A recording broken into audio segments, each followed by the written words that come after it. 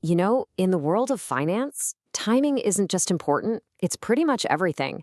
And when it comes to a company's revenue, understanding when they count their money, well, that's like having a secret map to their real financial health.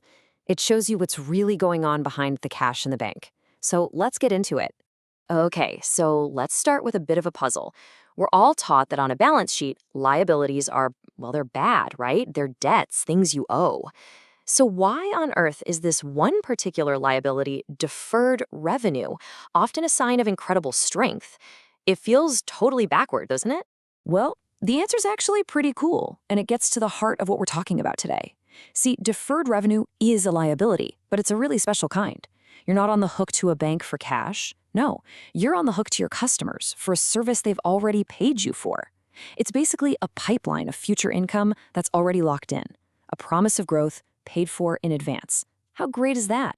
All right, so to really get our heads around this timing puzzle, we've got to map out the terrain. And there are really two main paths we need to know: deferred revenue and accrued revenue.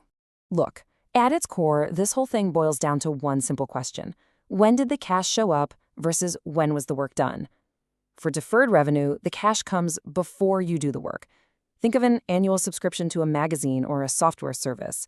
For accrued revenue, it's the total opposite. The work is done before you see the cash. Imagine you're a consultant and you finish a big project right at the end of the month. You've earned the money, but the check isn't in the mail yet. Now, this is where it gets really interesting, because these simple timing differences have huge implications. On the balance sheet, they're polar opposites. Deferred revenue is a liability. It's a promise you have to deliver on. But accrued revenue, that's an asset. It's money you have a right to collect. And that totally flips the risk, right? With deferred revenue, the big question is, can we deliver what we promised? But with accrued revenue, the risk is all about collection. The question becomes, are they actually going to pay us?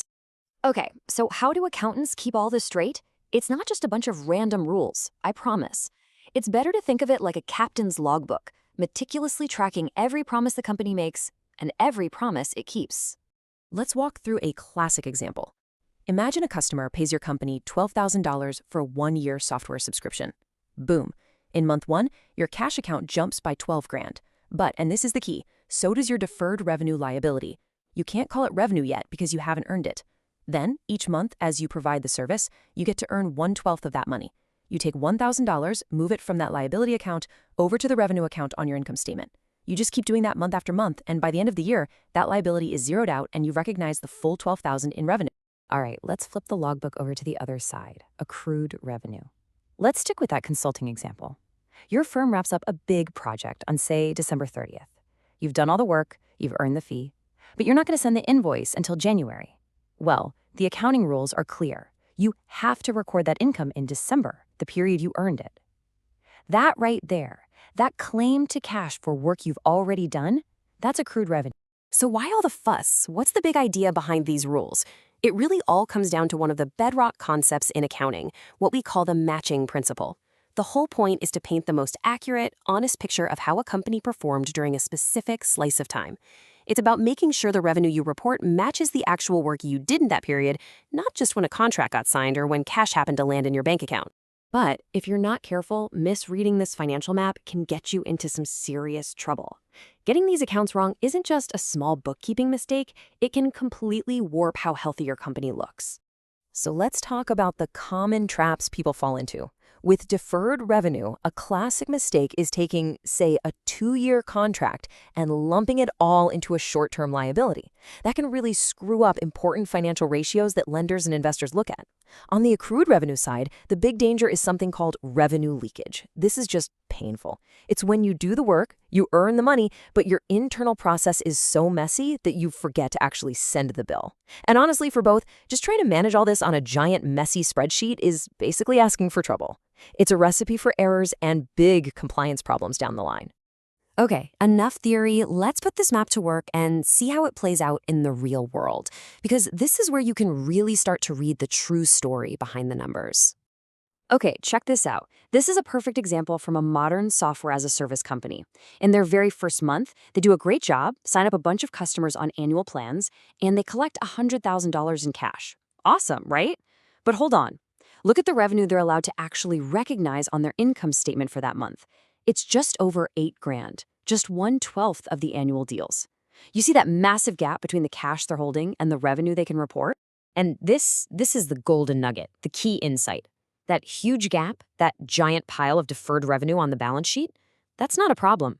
It's the company's superpower. It's a crystal clear sign of future stability.